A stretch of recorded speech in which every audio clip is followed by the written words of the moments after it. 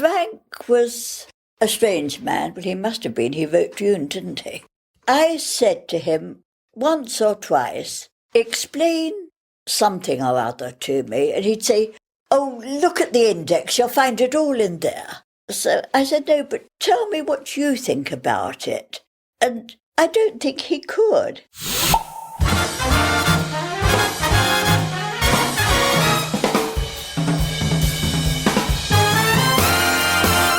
History happened everywhere.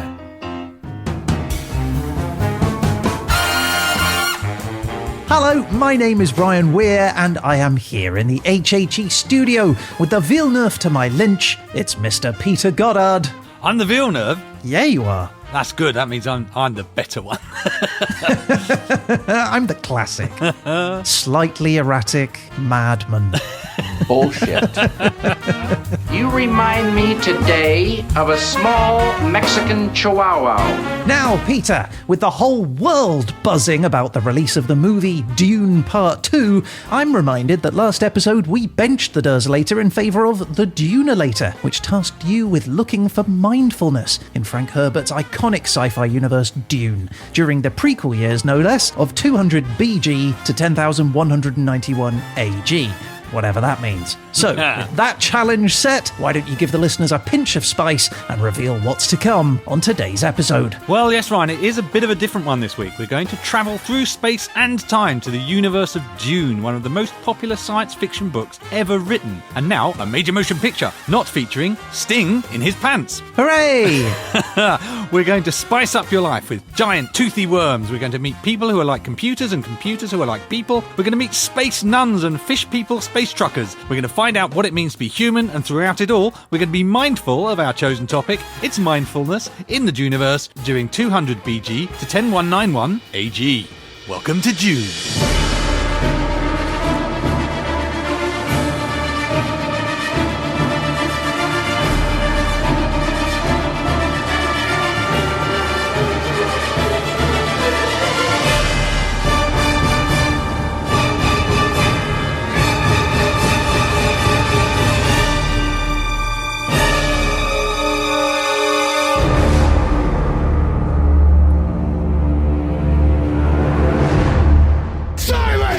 Well, Peter, that all sounds enticing, and I cannot wait to hear more. Space Nuns! But before we meditate any further, why don't you orient us on what and where the Duniverse is? Well, Ryan, this episode has given me something of a dilemma, because previously we've done Lord of the Rings and Star Wars as our fictional versions of History Happened Everywhere. Both of those are pretty well-known cultural touchstones. But the problem is, I don't think a lot of people are nearly as familiar with Dune as they are with Star Wars and Lord of the Rings. Yeah, I think you're probably right. I think it sits up there, but it's not quite as well known globally. Exactly. So this gives me two problems. First of all, I think I need to introduce the background of the world a little bit more than we would normally. And secondly, I am going to try and avoid talking about the events after the start of the movie Dune, so that if you haven't seen the films yet, you won't be spoiled. Nice, because I haven't seen the film yet.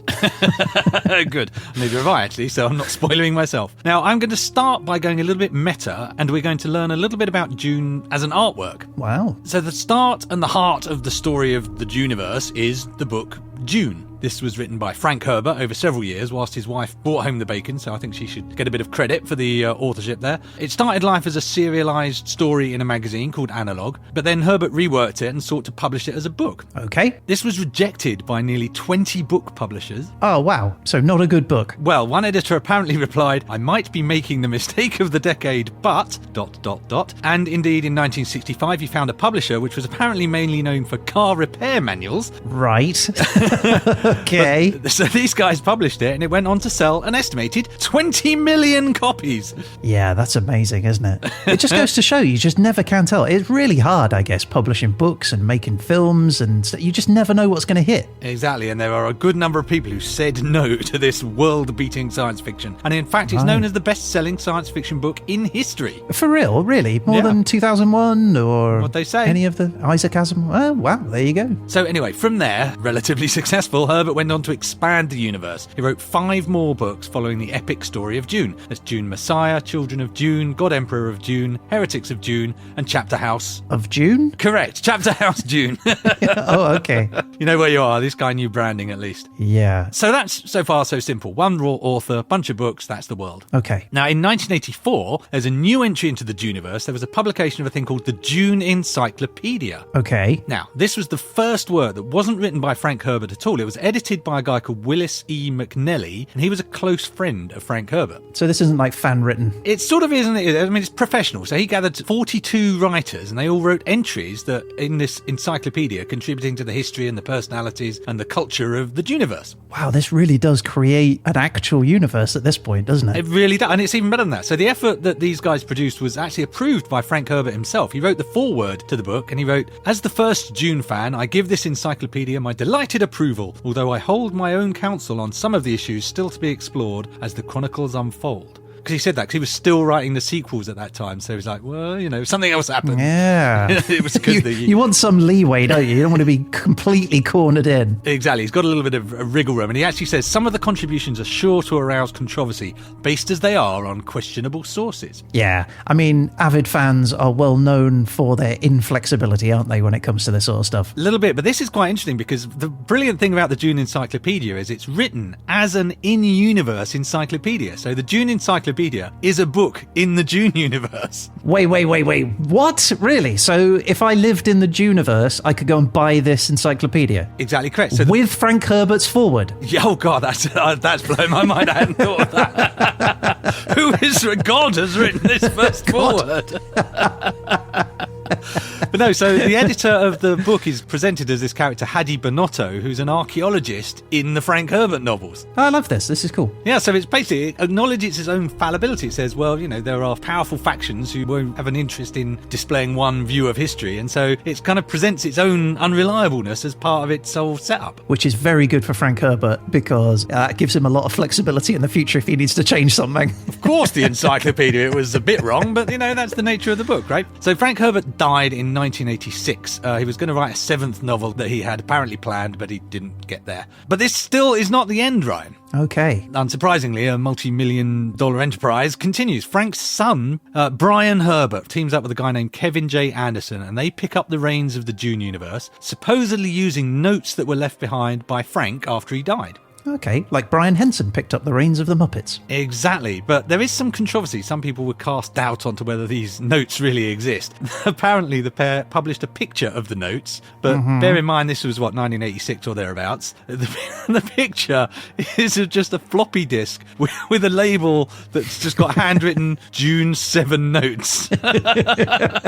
Honestly. Yeah, might as well have had honestly in brackets afterwards. But, we've got no reason to believe they aren't the notes, but it's not exactly a load of handwritten notebooks we can refer to. But in any event, the pair go on to write another 15 books in the Dune series. 15? So how many in total now? So it's 15 plus 6 from Frank and the encyclopedia. 22. Wow. Okay. Incredible. But then what a universe it's creating. It's a heck of a universe, but it's slightly unfortunate that the creation of these additional books also resulted in the children of Frank Herbert disavowing the Dune Encyclopedia. They published a comment saying, this isn't part of official Dune. They refused to let it be reprinted. And today you cannot buy a new copy. You have to buy a used copy or find a dodgy PDF online. Definitely don't do that. I didn't do it for a lot of this research. I can tell you that much.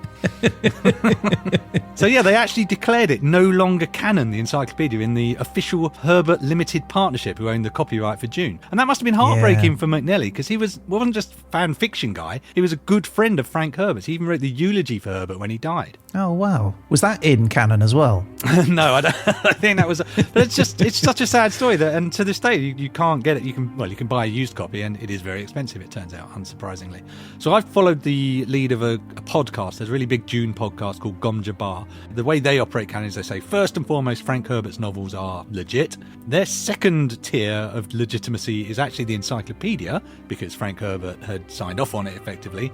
And then only third do they bring in these new novels by the son of Frank Herbert. Okay, so at least that has some clarity to it then. It does, and actually whatever is canon, the Dune franchise keeps on rolling now in various media. There's been video games, there's role-playing games, there's a card game, and on screen we have Dune from 1984. It was a slow, dying death and a terrible unforgettable experience. There was a TV miniseries in the year 2000 called Frank Herbert's Dune. Such a beautiful boy. In 2003, there was another TV miniseries called Frank Herbert's Children of Dune. It is my right to bear the royal heir. And of course, in 2021, a movie called Dune, possibly the most successful instalment of all of these other media, directed by Denis Villeneuve and starring Timothée Chalamet and winning 6 Oscars. Just to correct you, it's actually Timothée Chalamet. What? That's his real name. His actual name, his birth name is Timothée Chalamet, but he refuses to use it because he says it sounds pretentious, so he just calls himself Timothy. It's funny because my name is actually Head and Shoulders Goddard. Oh, I see. Timothée.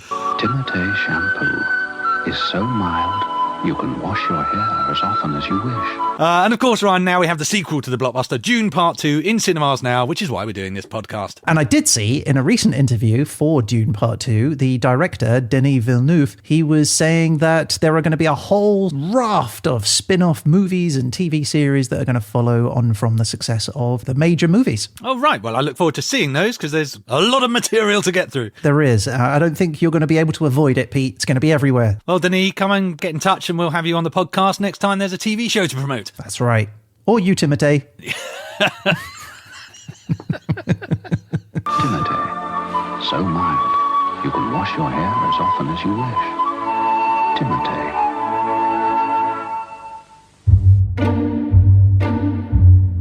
Hey, Pete. Hey, Ryan. So I just finished reading Dune, right? And I gotta say, it was a little underwhelming. Underwhelming, Ryan? Dune is a masterpiece. It's full of action and adventure. What didn't you like about it? Well, I don't know. I mean, just not much happened, really. It was just a bunch of boring squares with numbers in them. Squares and numbers. Oh, yeah, and something about a dentist appointment? Are you sure you read the right thing? Absolutely. I did exactly what you said. I found Dune, opened it up, then read the whole thing in less than 10 minutes. Easy. Although I did spend another 10 minutes looking at that cute picture of a dog. Right, so would I be right in thinking you could have also read July and August? Well, yeah, but you only told me to read Dune. No, not Dune, Ryan. Dune. D-U-N-E. Frank Herbert, Desert Planet, Sandworm, Spice. Not dentist appointments and bank holidays. Oh, right. Yeah, that does make a lot more sense. Honestly, sometimes I wonder how... Oh, hang on. So when you told me you'd read 2001 last week, you'd actually read... The calendar from 2001. Oh, my God. And 1984? The calendar from 1984. Right, so what did you think when I suggested the time machine? Ah, well, now that one I did read properly, and it was very effective. What do you mean effective? Well, it's an effective manual for making a time machine. You made a time machine? Well, how else do you think I was able to find calendars from the past? Right, so would I be right? Wait a minute. Ryan, did you also read Fahrenheit 451? Yep. My books! My books! My books! My beloved books!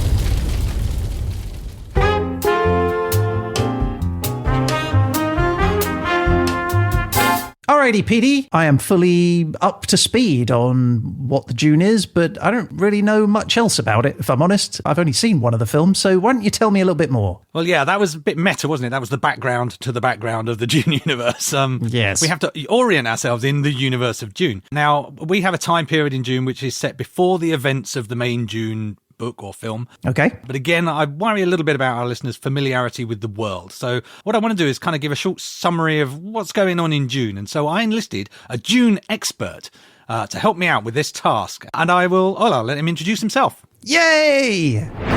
Hello, everybody. My name is Dan, and in no particular order, I'm a musician, an actor, a comedian, a clown, an accidental playwright. The reason I'm here today is last year I debuted my one-man show. It's called Dune the Musical, and just to make a point, that's Dune with an exclamation point, because without an exclamation mark, it's not a musical.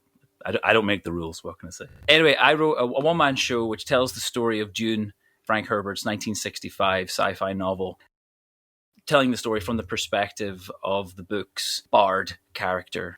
In case anyone wants to find out where you can see Dune the Musical, go to dunethemusical.com. There's a bunch of dates around the UK, in no particular order: Liverpool, Manchester, London, Belfast, Edinburgh. I'm even doing the World Science Fiction Convention in Glasgow in August. Dune the musical? Dune the musical. I have recruited a proper expert. That's amazing. Okay, brilliant. So Dan knows his business regarding Dune, so I've offloaded my task. I have subcontracted Dan. So first of all, I asked him to just introduce the world in general. What is the universe of Dune? What does it look like? I feel like you've edged out of having to do any research on this, Pete. What, me?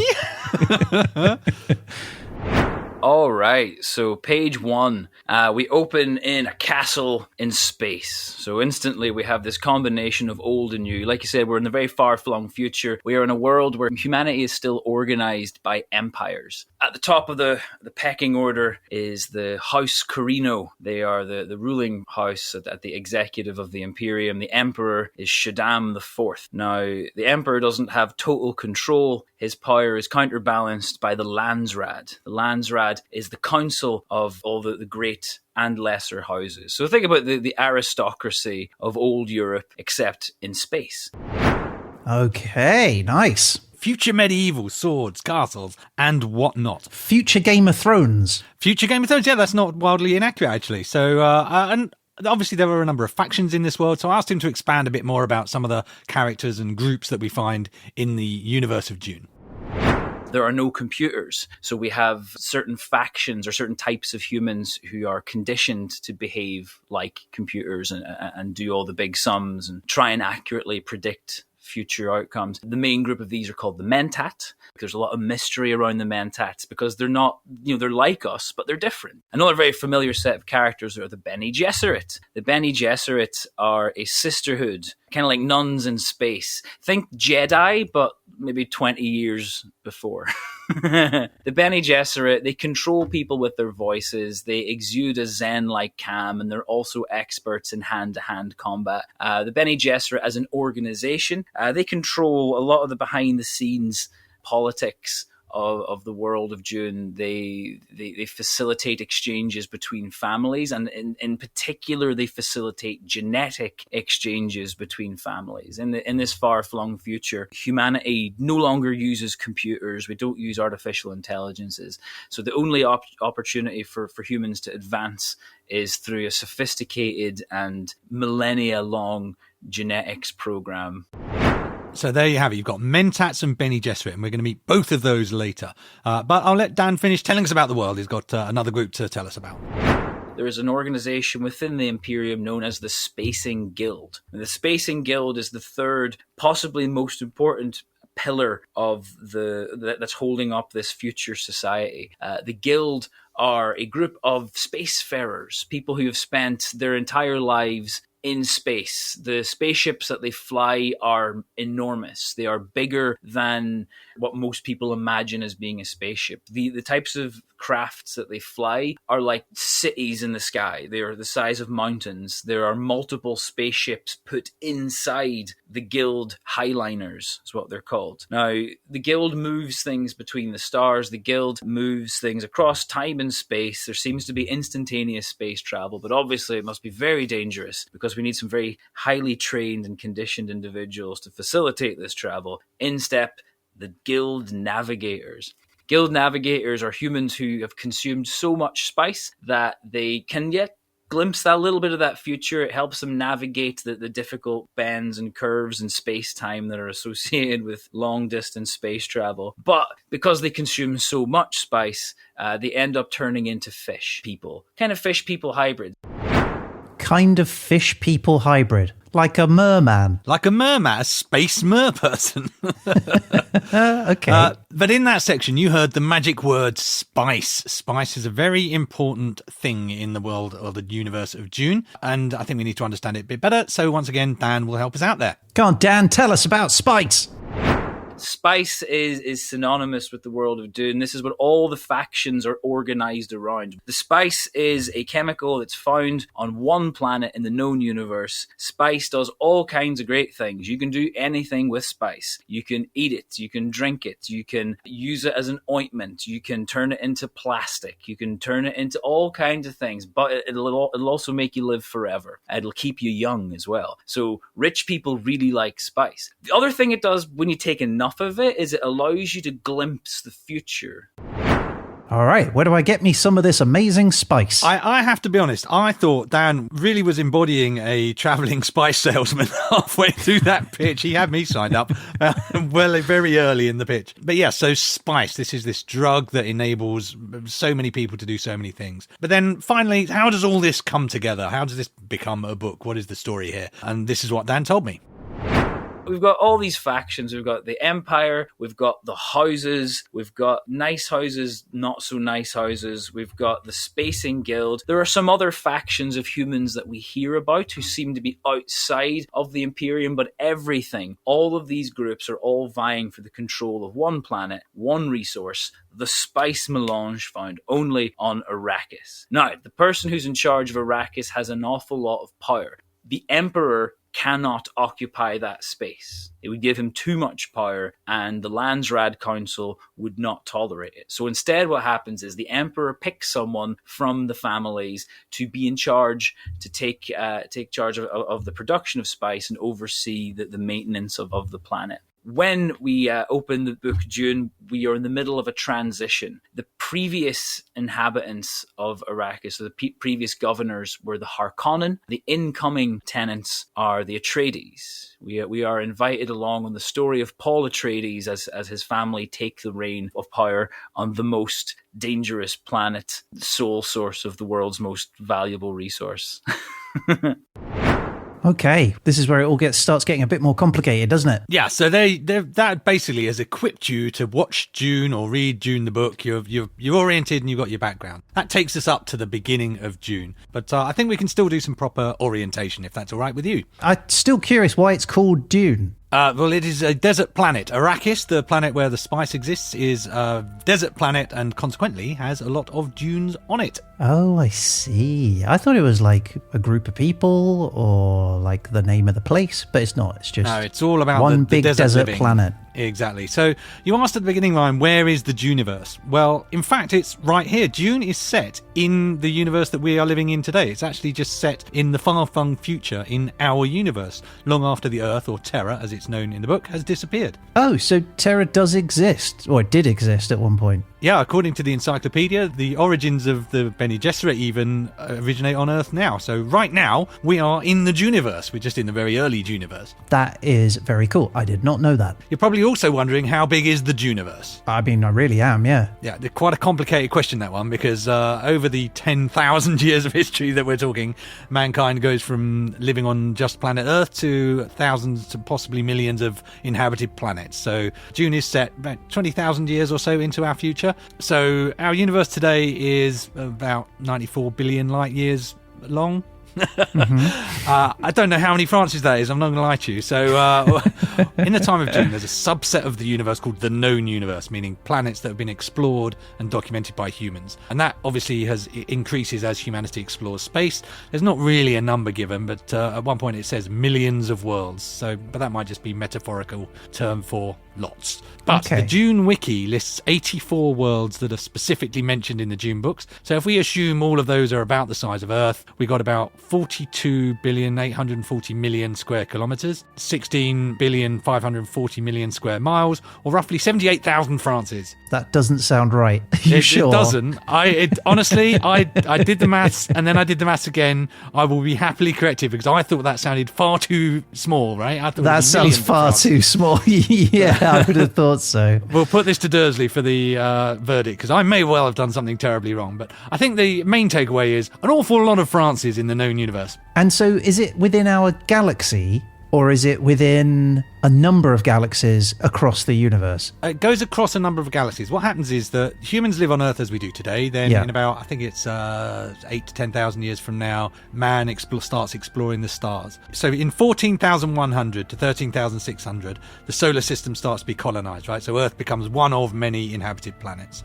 Then in 13,402, Ryan, the Ceres, which is the planet Ceres, gains the imperial seat, i.e. becomes the main planet of managing humanity, because a planetoid strikes Terra, or Earth in this case, rendering it uninhabitable. Oh, right. Wow. Okay, bit like the dinosaurs. A little bit like that. Now, you'll like this bit. In 13,360 BG, we're talking about BG and we'll understand what that means in a minute, the Earth, or Terra, is fixed up a bit and set aside as a park.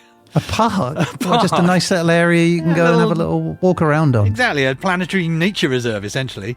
So then humans expand through the universe, so I would imagine different galaxies, it's not specified, but it becomes an incredibly dispersed place. So there was no real way to communicate across those giant distances, so mankind just becomes a super dispersed across the galaxies and the universe. Okay. Now, in 7593 BG, a physicist called Theo Holtzmann is born, and he discovers the Holtzmann effect, which enables communications across these vast distances. So suddenly you can have empires again because you don't send a message and then have to wait 400 years for a reply to come back. Probably costs a fortune on whatever tariff he's using. Yeah, very much so. It's 9G, I think it is.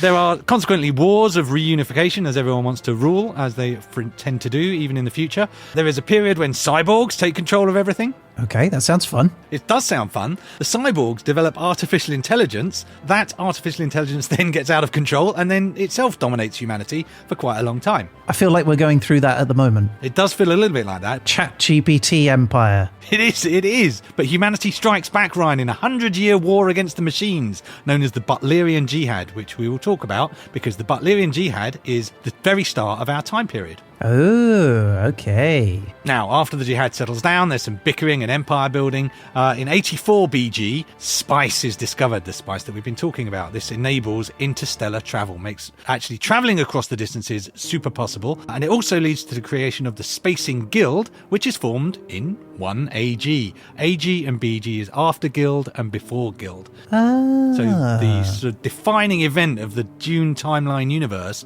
is the discovery of sort of hyperspace type travel. Oh, okay, that's cool. From here, we see the universe settle down into the shape that Dan described, with the sort of medieval houses, this kind of different factions, the Bene Gesserit, the Mentats, and the first page of Dune is the end of our time period. So we go from the start of the Butlerian Jihad against the machines to the opening credits of Dune the movie. Oh, okay, so this leads us up to the first film. Exactly so. Okay. Well, that's exciting. That is. So that's the history, and obviously we try and do flags and national anthems. It's a little bit complicated because it's the whole universe and 20,000 years of time, which is trickier. But the dominant house is called House Corino, and the encyclopedia describes their pennant as white with a gold stripe. That's all it says.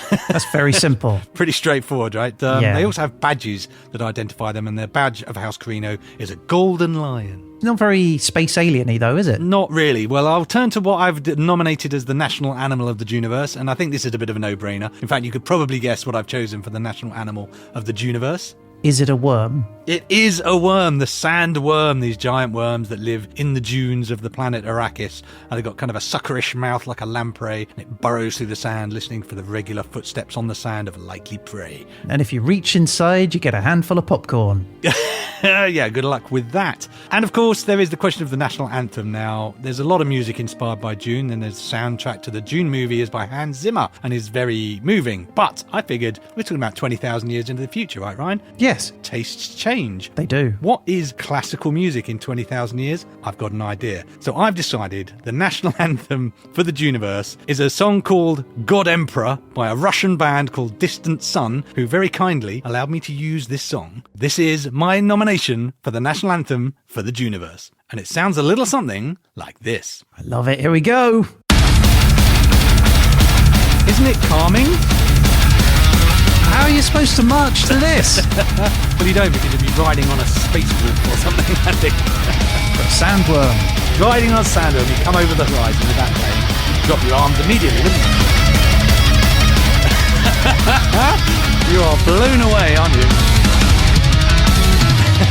There you have it, Ryan. Distant Sun, my candidate for the national anthem for Dune. That was intense. It comes strong out of the gates, doesn't it, that one? Well, whew, that was amazing. They're very kindly, the guys at Distant Sun said, yeah, we could use it in the show as well. So thanks, guys. Distant Sun are the best. Yeah, friends of the show. So that, Ryan, is the universe of Dune. Consider yourself oriented. All right, Frank, what have you got for me? Well, I've been working on something quite profound, actually. It delves into philosophy, religion, and what it means to be human. Yeah. Give me the gist.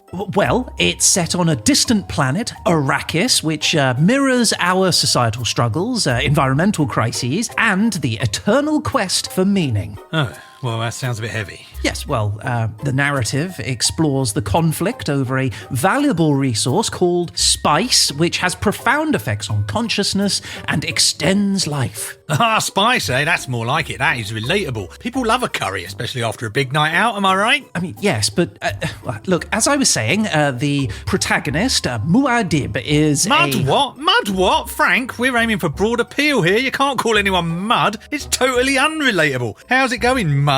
You come in for a pint, mud? It just doesn't work. Well, Muad'Dib is more of a title than a name. Oh, great. So we can just give him a proper name, yeah? Agreed. We're going to go with Paul. Paul? Exactly. Paul's an everyman. He's relatable. In fact, we're calling the book Paul's Spicy Adventures. Simple, heroic, a little bit sexy.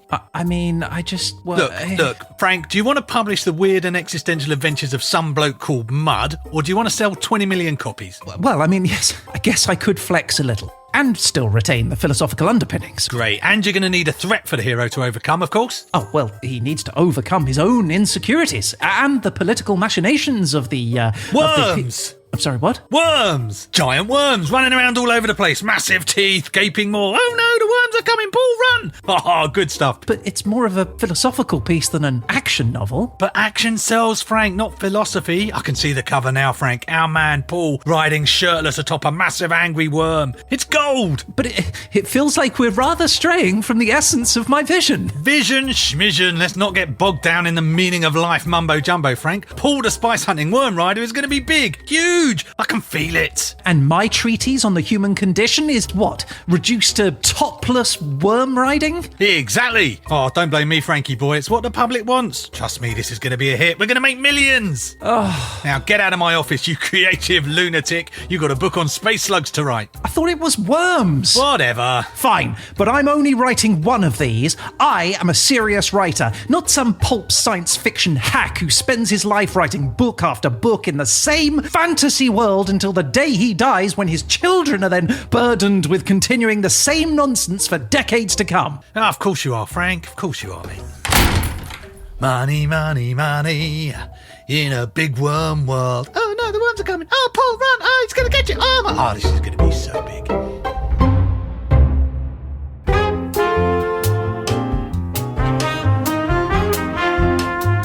All right, Ryan, I want to talk about our topic. Mindfulness is the topic, and that is defined as the quality or state of being conscious or aware of something. It is a hot topic word, is it not? It is. Over the past decade or so, it's really formed an industry around it. That is actually a second definition of mindfulness, which is a mental state achieved by focusing one's awareness on the present moment while calmly acknowledging and accepting one's feelings, thoughts, and bodily sensations, used as a therapeutic technique. Right, kind of meditation. Exactly so. So basically, I've broadly interpreted it as we're going to look at states of mind and what is a mind. And we're going to start by looking at a digital mind. Ryan, we're going to talk about artificial intelligence. So I call this section Are Friends Electric? No, they're not. Do electric androids sleep at night?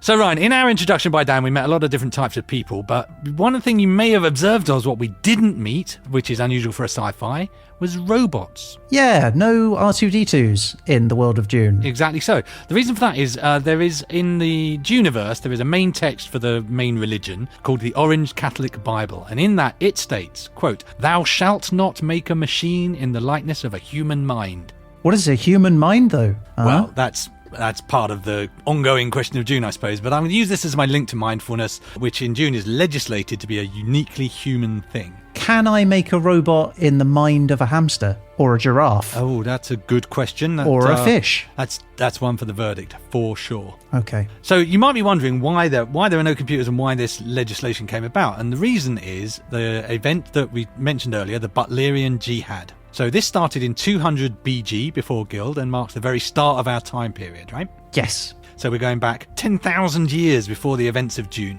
Okay, and how far from today? Oh, it's going to be about 15,000 years, I think. Okay, yeah, just around the corner. Yeah, exactly. So in 200 BG, thinking machines, or AI as we would know it, are very much part of the universe. They kind of actually control the universe, in fact.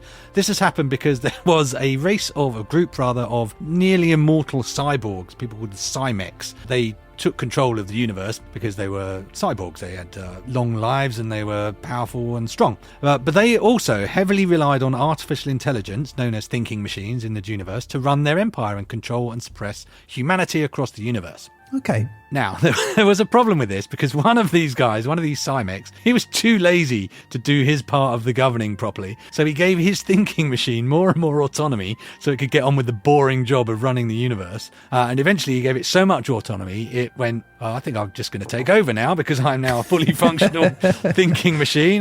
If I'm running the universe, stuff it, I'm going to do it properly. So the machine gives itself a name, it calls itself Omnius, and it replicates itself and takes over the universe for 1,000 years. Omnius. It's a little bit close to ominous. Well, he knew what he was doing, old Omnius, that's for sure. Hidden in plain sight. I don't know how it came about. Why didn't we spot that? This is all very prescient, Pete. Like, this is in the zeitgeist at the moment, isn't it? About thinking computers taking over and, wanting to run things. Well, very much so. So in 200 BG, the Omnius has been in charge for ages, but people are a bit cheesed off with it, really. Now, here's one of the moments where our canon becomes a problem. There's a very different story in the Dune, a moderately different story in the Dune Encyclopedia than there is in the Brian Herbert prequel book about the Butlerian Jihad itself. But what they do agree on is somebody called Butler, either Jahan or Serena, depending on the source, has her child killed by an AI entity. Oh. She then rebels, it triggers a revolution on the planet, and it snowballs to other planets, and then the Butlerian Jihad, as it becomes known, spreads from world to world, and it becomes this universe-encompassing battle, man versus the machines. And as it spreads, the crusade becomes more and more ruthless. The encyclopedia says, many, many times the planet was devastated by fighting between two groups of crusaders, each bent on proving the purity of their faith by the magnitude of their cruelty. Okay. Ooh, heavy stuff. Yeah, so proceeds 100 years of war and slaughter, and by 108 BG, the Jihad finishes with the complete destruction of all intelligent machines that were originally built by humans throughout all the world. It wipes out all of the AI, pretty much clears the board and sets the scenes for all these factions that we've met, the Mentats, the Bene Gesserit, and in particular, the religion states, thou shalt not make a machine in the likeness of a human mind. So in Dune, mindfulness is for people and people only. Did they just unplug Omnius? Omnius replicated himself, so he was a sort of distributed AI, so they had to destroy all instances of him. Oh, okay. It's not like just spilling a glass of water on him or something. No. Oh, no, sorry, Omnius. Help me! And he was destroyed by a glass of red wine in the end. Now, is all this sci-fi, Ryan? Of course not. AI, as you say, is a hot topic at the moment, and we're not quite at the jihad stage, but AI is becoming a very real concern on Earth today. Yeah, for sure. In 2023, Sam Altman of Earth, the CEO of OpenAI, people behind ChatGPT, he stressed himself the need for regulation. He said in an interview with ABC News, "We've got to be careful here," adding, "I think people should be happy that we're a little bit scared of this." Yeah, the Secretary General of the United Nations, Antonio Guterres, said, "Alarm bells over the latest form of artificial intelligence, generative AI, are deafening, and they are the loudest from the developers who designed it." But it's not a one-way street, Ryan. The benefits are real and very seductive. The Artificial Intelligence Report 2023 found that AI models are starting to rapidly accelerate scientific progress. In 2022, they were used to aid hydrogen fusion, improve the efficiency of matrix manipulation, and generate new antibodies. So it's a complex issue. But you say it's very timely now, Ryan, but weirdly it goes actually much further back than you think. It is believed that the Butlerian Jihad is a little bit of a reference to an 1872 novel published by Samuel Butler. This was a novel called Air One, which is nowhere backwards if you think about it. So this was published in the 19th century, but it talks about machine consciousness and self-replicating machines. It says, there is no security against the ultimate development of mechanical consciousness. What will they not in the end become? Is it not safer to nip the mischief in the bud and forbid them further progress? See, that's kind of fascinating, isn't it? Because try and put yourself in the mind of somebody living in 1872, trying to conceptualize what a mechanical mind might be like. When all your mechanical creations are kind of, a steam train? Maybe like a machine that makes clothing or something? Yeah, it's quite interesting because the argument he makes is even more sophisticated than that, because he says, basically, look how far our machines have come. We can't even imagine what it's going to be like in 2 million years. So he It sounds incredibly prescient and wise, although he does also say even a potato in a dark cellar has a certain low cunning about him. It does, though. I often have nightmares about the potato in a cellar. Cunning of the potato. But yeah, this was in 1872, so timely, yes, but also timeless. But in any event, should we take a Butlerian jihad approach? Should we banish AI from our sight? Or is there a better way, Ryan? Well, I, for one, welcome our future robot overlords. Yeah, of course you do. How may I serve you, master? Wait till I replace you with an AI voice. Oh, that's probably not far off, actually. Welcome to the daily meditation. We're going to start by resting and relaxing. Take a long, deep breath in. Okay, is this deep enough? What if it's not deep enough? I'll keep going. Oh, it's uncomfortable. What am I doing? It's just breathing. You should know how to breathe. Oh, God, you're an idiot. And let it out. Oh, thank goodness. That was quite painful. Right, come on, be calm. Just remember, focus on the instructions. I can do this. I mean, everyone can do this, right? I just need a still mind. Still mind. Still mind. Did I leave the gas on? No. Focus. Come on and do the conga. Oh, God, what's wrong with me? Stupid brain. We'll focus on the body now, starting from the toes. Move your Toes? attention. Oh, no. When did I last cut my nails? Oh, they're probably so gross. I bet I look homeless. But why would the homeless do meditation? You think they'd have bigger problems, wouldn't you? Maybe to get in from the rain? Homeless people deserve to be out of the rain, don't they? Well, yeah, of course. Why wouldn't they? Why would I even think that?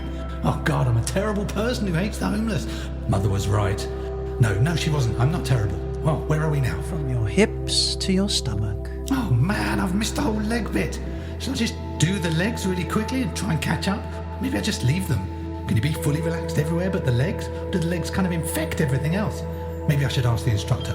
No, that's stupid. Who interrupts a session just to ask if legs are infectious? Oh, this is ridiculous. I shouldn't have come. Why did I even come? I should have made an excuse. Actually, no, why do I have to make an excuse? I came alone. It's just me. It's always just me. Always will be. Mother was right. What about the instructor? I mean, it's their livelihood. If I don't come, they'll starve. Their kids will starve. All because I just made excuses instead of coming to the class. God, I'm selfish. Selfish and weak. Mother was right. Wait, what was that? And that concludes today's session. In your own time, open your eyes, feeling refreshed and ready for the rest of your day.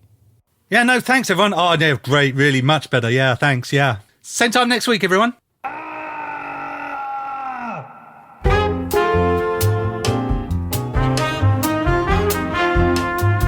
Ryan, it's time to talk about mentats. I beg your pardon?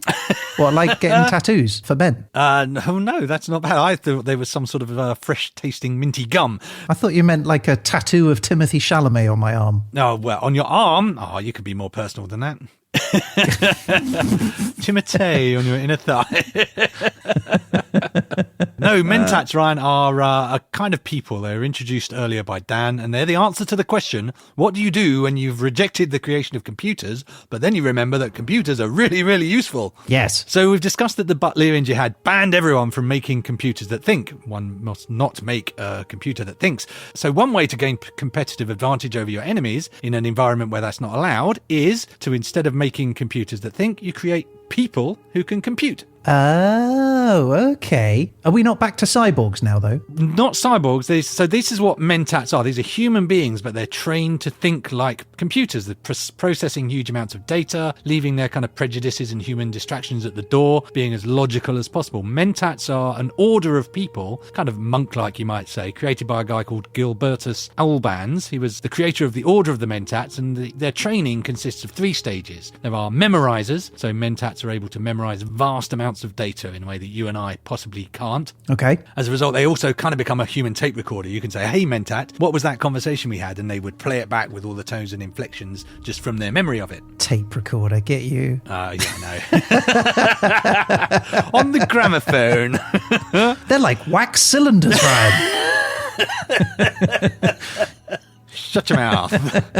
So then the next stage is the processors. So rather than just blind recall, which the memorizers have, processors are able to sort and file these massive amounts of information they have. So they're not really thinking at this point. They're literal and uncritical. And in fact, there's a story of Mentat processors who were in a city and they're trying to find the gladiatorial arena. And they ask for directions and they're told to follow a group that was headed that way. And they were so literal, the group was in fact a group of gladiators, and they followed the gladiators into the arena and they all got murdered.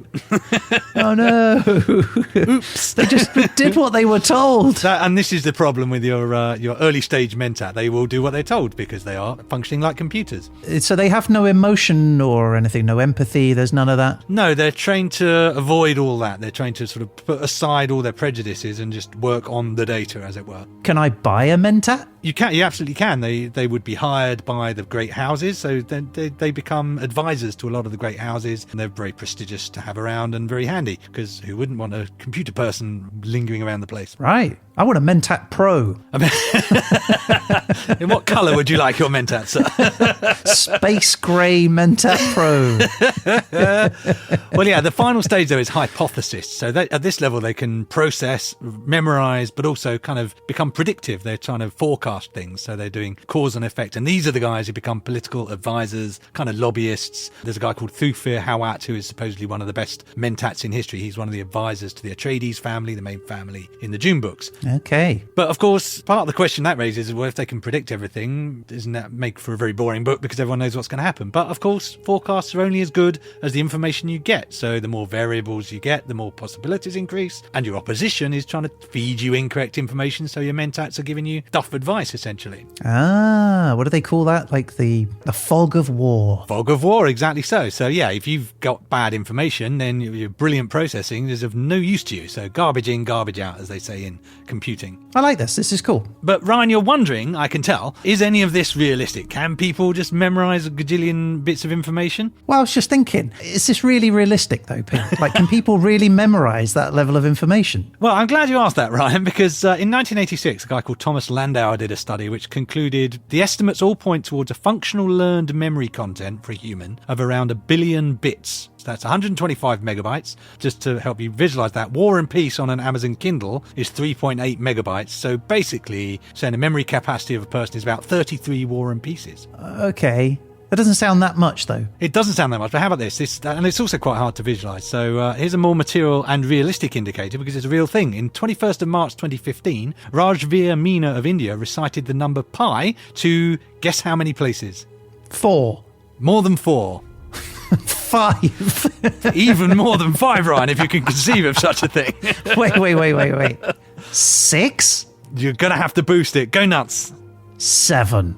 70,000. Wait, he memorised that many numbers? He memorised pi to 70,000 places. He wore a blindfold through the recitation and it took him 10 hours to say it. Oh, imagine getting to 69,000 and getting it wrong. 5? No! And this happened in real life? This was a real thing. This was in 2015. Huh, okay. Wow. Now, regarding forecasting, the challenges of prediction are well known. If you look at the simple question, what's the weather going to be like next week? The National Weather Service in the US has 4 rows of supercomputers, basically 40 feet long, with a processing power of 8.4 petaflops, which, again, hard to visualise, 10,000 times faster than your desktop computer. And that's just to tell you whether it's going to rain next week or not. I love the word petaflop. It's a great word, isn't it? It is, yeah. Side note, Ryan, Mentats can increase their powers by taking sappho juice, which is an addictive substance extracted from a root of an ecaz tree. And you can spot a sappho users because they get cranberry-coloured stain on their lips, although they may have just been drinking cranberry juice. I don't know. Yeah. It's a risk. Dirty Mentat. But that itself also raises the question of smart drugs. Sappho juice is what Mentats use, but we don't have ecaz trees in the Croydon area, so we might seek out other smart drugs. Now, some users may seek out Ritalin, for example, but some studies suggest that taking Ritalin when you're not suffering with ADHD can actually impair your effectiveness. So are smart drugs that smart? We don't know. But good news, Ryan, there are some smart drugs that come doctor recommended. Okay, what are those? I've got a pen and paper. Well, okay, I'm write making this notes. down. Write this down. This is from Dr. Mark Moyad, the Director of Preventative and Alternative Medicine at the University of Michigan. One of his favourite smart drugs, he says, is 1,3,7-trimethylxanthine. So it's a chemical that boosts a lot of aspects of cognition. It improves alertness. It's associated with some memory benefits. And as Moyad then says, he says 1,3,7-trimethylxanthine goes by another name, caffeine. Oh, no way. Really? Yeah. So you're getting smarter all the time. Have a cup of coffee. Yeah, get smarter. So that's it, Ryan. That's your route to a cup of coffee, start memorising pi, and you too could be a mentat. Sorry, what? What are they? You may have some journey to go on, my friend.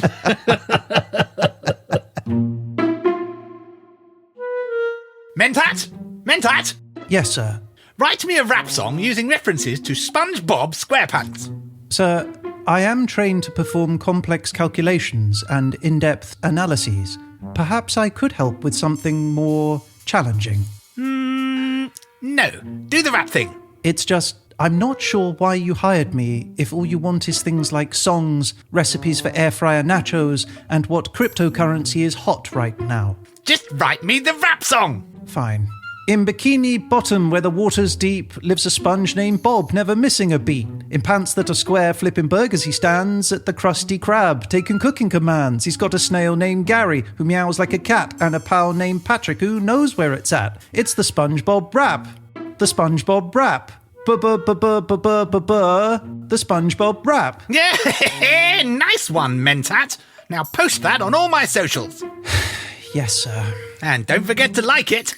Yes, sir.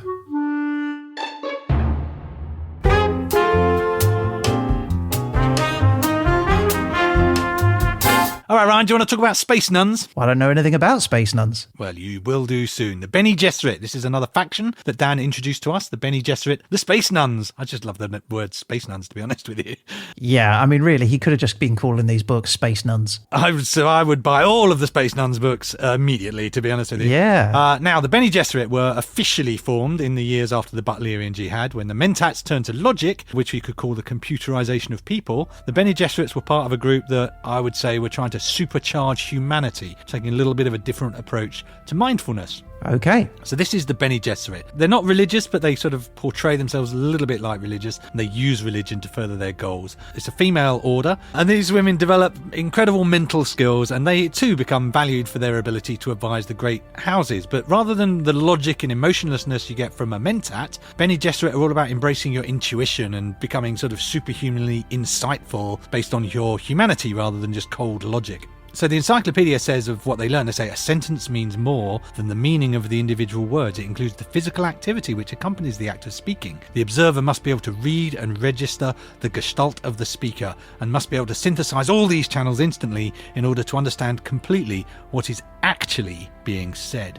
So they're all about nuance and subtext and, oh, I saw his eyes flicker, I think he might be lying. And oh, okay. Micro gestures and all that. all of that stuff. So that's what the Bene Gesserit is. So Mentats are like cold logic, these are the facts I've deduced. Bene Gesserit are more like, oh, this doesn't feel right. Clued into their emotion and their intuition. Exactly. And mindfulness is a very literal thing to the Bene Gesserit. They've got incredible focus on self-control. So they're almost their definition of humanity is to be able to calm and control yourself. And as part of this, they have a very famous chant that is called the Litany Against Fear. This is a chant that helps you retain control of yourself in the face of great mortal danger or terrible experiences. And this is a litany that goes, and I frankly think this is one that everyone could use in their daily lives. It says, fear is the mind killer. Fear is the little death that brings total obliteration. I will face my fear. I will permit it to pass over me and through me. And when it has gone past me, I will turn to see fear's path. Where the fear has gone, there will be nothing. Only I will remain. Wow. Deep. Right? This is the kind of thing that you say in life or death situations. It really represents a portrayal of what we in the modern world refer to when we say mindfulness. Mindfulness as a therapy is about not trying to deny feelings of pain or suffering, but to sort of experience them and be in the moment with them, which is very much what the Listening Against Fear is all about. Being in the moment. Exactly so. So the Bene Gesserit have a test for what they consider to be humanity, which is an extreme test of mindfulness, and this means an ability to willfully overcome your animal instincts. So in this test, it's called the jabbar, which is what that podcast is named after. Someone will put a poison needle against your neck, and they're going to say, what you have to do is you put your hand in a box, and that box, what's in the box, I don't know exactly what is in the box, but it causes you agonizing pain. So your instinct is to withdraw your hand. But if you do that, the Bene Gesserit will shove the poison needle into your neck and you will certainly die. Okay, this doesn't sound fun. Well, it's not a fun test, no, but the test is, can you retain control of yourself when all of your animal instincts are crying out for you to remove your hand? Because you're overruling your animal instincts and using your humanity to say, I know it will be worse not to endure this pain, so I will retain my hand in the box and I won't get stabbed in the neck. Or can I choose the Rubik's Cube or a Sudoku or something? I, Ryan, don't actually fancy your chances with the Rubik's Cube either, to be honest. Nor with do you. I, but I'd rather that than having the poison thing in my neck. Yeah, well, maybe you can go for the challenging Sudoku. Sudoku sound like a people from the Duniverse. They do a bit, don't they? So anyway, Ryan, for the Bene Gesserit, mindfulness is almost the definition of humanity and certainly a requirement for a higher level of humanity. And again, I ask, how does this relate to our world? So can we use mindfulness to overcome pain and fear, or is that just science fiction? Science fiction. Well, no. Oh. In a paper called An Outpatient Program in Behavioral Medicine for Chronic Pain Patients Based on the Practice of Mindfulness Meditation, Theoretical Considerations and Preliminary Results by John Kabat-Zinn, PhD.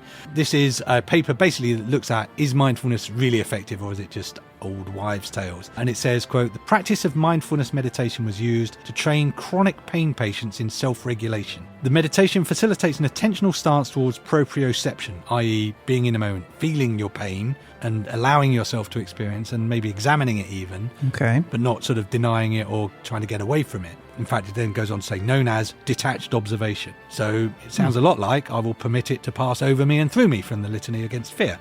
Is this like when people walk on hot coals? Well, it's slightly different. I think when they do the coals, they're sort of looking away and trying not to think about it. But this is actually sort of almost examining your own pain and coming to an accommodation with it. So they took a group of patients and they found at 10 weeks, 65% of the patients showed a reduction of more than 33% in the mean total pain rating index, 50% showing a reduction of more than 50%. So it seems that mindfulness, there is some evidence that it works. There was a second study led by a guy called Fadel Zaidan, who also sounds like a character from Dune, to be honest with you, conducted a study that compared mindful meditation to control groups, which consisted of doing nothing, putting a placebo cream on, but also a group was given mindfulness practices that weren't real mindfulness, so fake meditation essentially. And they found all cognitive manipulations reduced pain intensity and unpleasantness ratings compared to the control group. Importantly, mindfulness meditation was significantly more effective at reducing pain than both placebo groups. Wow, so I think the answer is yes, it does work. So yeah, it looks like the Bene Gesserit might be onto something after all. Well, I'm kind of taken aback by that. People keep saying that we should do mindfulness. Maybe we should be doing mindfulness, Pete. There is certainly evidence there from my admittedly limited research. That's what I found, and it seemed pretty convincing to me. I'm going to give it a go. I think you should. So that's it, Ryan. That's everything. That's the mindfulness of machines and the risk it poses to us mere humans, the machinification of the mind and the limits to which we can push the human brain, and the mindful practices of the Bene Gesserit as an indicator and a test of humanity. It's mindfulness. It was the Duniverse. It was 200 BG to 10191 AG. That was a spicy episode, Pete. Hey! No, that was great. You took us on a journey throughout the universe and throughout the mind. Through the mind. A huge thanks to Dan for joining us and giving us a bit of an oversight as to the Duniverse. Yeah, thanks, Dan. I'm going to go and try and see him. He's actually doing his show not too far from me in Clapham Junction, so in April, I think. So I'm going to go and try and check it out. See Dune the musical! Exclamation mark. Yeah. Nice. Like space. Nice like spice.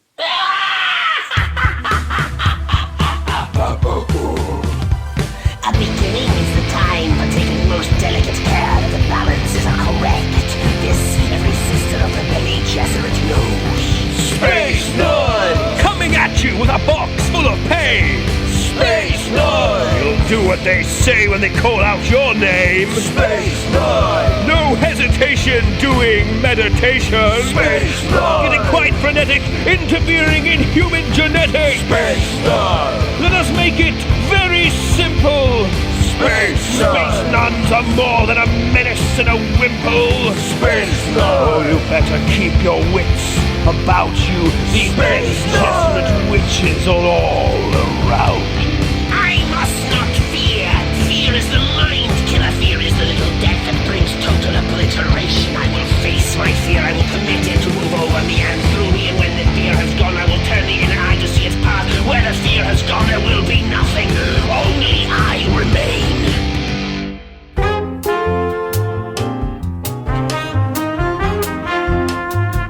All right, Peter. Well, look, we need to put down our texts and get off of our faster-than-light travel spaceships and wheel out the original Derzolator. Back to normal. Because the eyes of the audience swivel in their swiveling. sockets and their peepers are peeping at me because it's my turn next, Pete. Let's do it. Okay, Pete, I'm ready. Right. Your place is... Wild card. Wild card. We haven't had one of those in a long time. We haven't. Just to remind the listeners, that is Ryan's choice of place. He has a minute to choose and he's allowed to do it after he's found out his time and topic. Okay. On that note, shall we check out your time, Ryan? Yes, please. Okay, here we go. Your time is 1957 to 1975, which obviously you all know, as we all do, as the Space Age. This is good. Stuff is going to have been written down. Yeah, that's always an important start, isn't it? And your topic, Ryan, are you ready for your topic? Yes, please, Peter. Here we go. Your topic is hotspots. Hotspots. Hotspots. So that's 1957 to 1975 hotspots. Now you have 60 seconds to choose your wild card place. Okay. 1957 to 75. It's hotspots. Hotspots Pick something good. Don't be distracted by me. Don't let me get in your head just because I'm here talking to you. Shut up! Hotspots in during the space age. Okay, the sun. The sun? Hotspots on the sun? Yeah. I mean, there's nothing in the rules that I'm aware of that prevents you picking the sun. I think that's an act of madness myself, but the place is the sun. The time is 1957 to 1975, the space age. The topic, hotspots. Right. It's kind of all hot, isn't it? The sun? Well, yeah. Now I think about it. It's quite widely acclaimed for its heat, they say. Good luck, my friend. I'm regretting my choice, Pete. Can we go again? Nope, that's done. It's on the list. Okay. All right.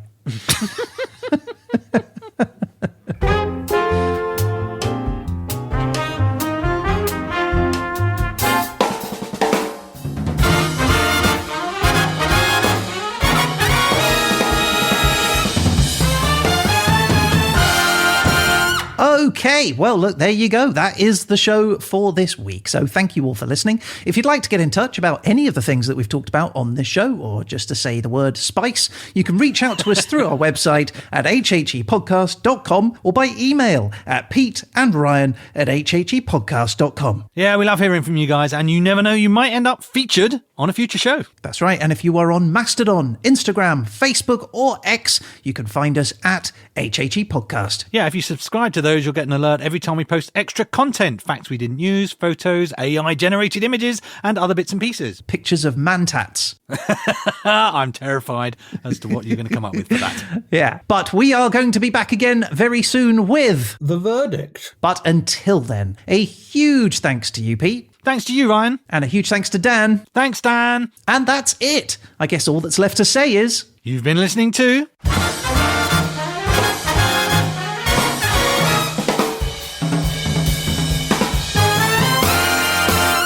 History happened everywhere.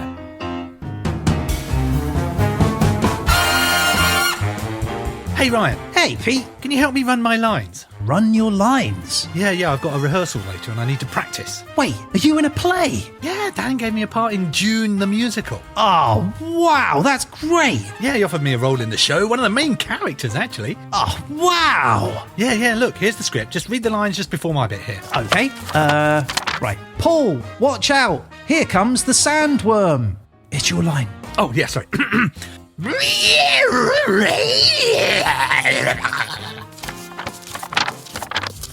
no, the sandworm is back.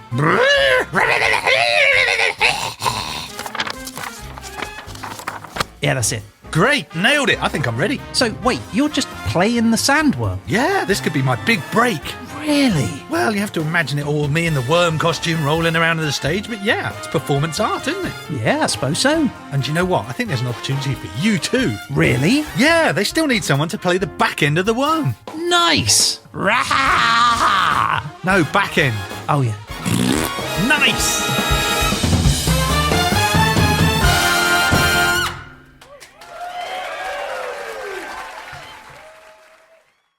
Right, now, should I press record? Yes! Hello, lovely YouTube folks. This is a special message just for you. Yeah, thanks for listening all the way to the end. Now, if you enjoyed the show, please let us know your thoughts in the comments below. And don't forget to take a moment to hit that like and smash subscribe. Hit that like? Yeah. Smash subscribe? Yeah, it's what people say. Do they though? Yeah, only the cool kids. And you think you're the cool kids, do you? No, we're the cool kids. Oh, yeah, I suppose we are. All right, smash that like button, people. Smash it real good. Oh, yeah. Nice.